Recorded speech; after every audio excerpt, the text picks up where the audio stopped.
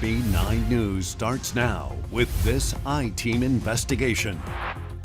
Tonight, a major development in a story first brought to you by the WAFB I-Team. 4 Baton Rouge police officers now off the force after an alleged beating and cover-up. That's where we begin tonight. I'm Elizabeth Al. Greg has the night off. Let's get right to our Riley Kramer. Riley. Tonight, 4 officers are now out of a job and also due back in court soon, facing serious criminal charges. All this stemming from an investigation that began exactly a year ago. Decisive action from Baton Rouge Police Chief TJ Morse, announcing he fired 3 officers who were caught up in a criminal investigation. A 4th officer involved resigned. The WAFB I-Team has been following the case since it first came to light last year. According to these arrest warrants, the officers Corporal Todd Thomas, Corporal Douglas Schutz, and Officer Martell Jackson were present as a man in custody was brutally beaten and threatened with a stun gun inside of the 1st District Precinct bathroom in 2020. Records show part of the incident was captured on body camera. But the supervisor at the time, Lieutenant Troy Lawrence Sr., was accused of ordering them to get rid of the video. Records show one of the officers, Jackson, eventually came forward about what happened, leading to an internal investigation. Attorney Ryan Thompson represents several people who have accused officers working in the nearby Brave Cave of mistreatment. He says the police department's decision to terminate these officers shows they probably know more than the general public.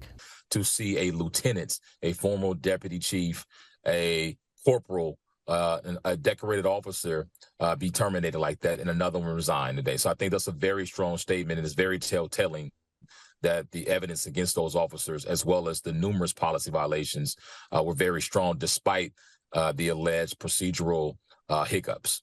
All 4 officers were indicted earlier this year on charges that include malfeasance in office and obstruction of justice. They all have pleaded not guilty.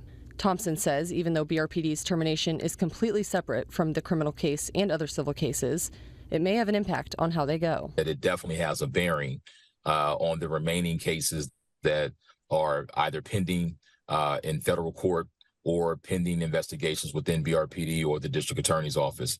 According to Chief TJ Morse, he decided to fire Lawrence, once the number 2 man in the department, along with Thomas and Schutz, following a disciplinary hearing in August. Jackson was allowed to quit. In a statement, the chief said most officers do the right thing, but he added, no matter how, quote, illustrious an officer's career may be or seem, there are policy violations that cannot and will not be tolerated.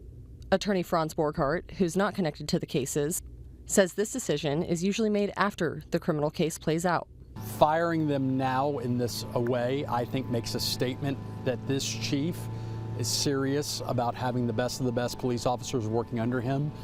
This investigation comes on top of the ongoing Brave Cave investigation, first uncovered by the WAFB I-Team. The Brave Cave involves the now disbanded Street Crimes Unit, once led by Troy Lawrence Sr. Thompson believes the entire unit was acting criminally. I'm talking to individuals that were terminated today and the remaining individuals that are still on the force, that this unit was a criminal enterprise. And I hope my client's wish is that the remaining officers meet the same fate that these officers met today.